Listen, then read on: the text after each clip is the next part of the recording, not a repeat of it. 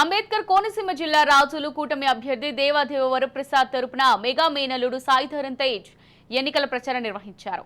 అంతర్వేది శ్రీలక్ష్మి నరసింహస్వామి వారిని దర్శించుకొని అక్కడి నుంచి భారీ ర్యాలీగా అంతర్వేది కర కేశవదాసుపాలెం మీదుగా కరివాక వరకు ర్యాలీ కొనసాగింది.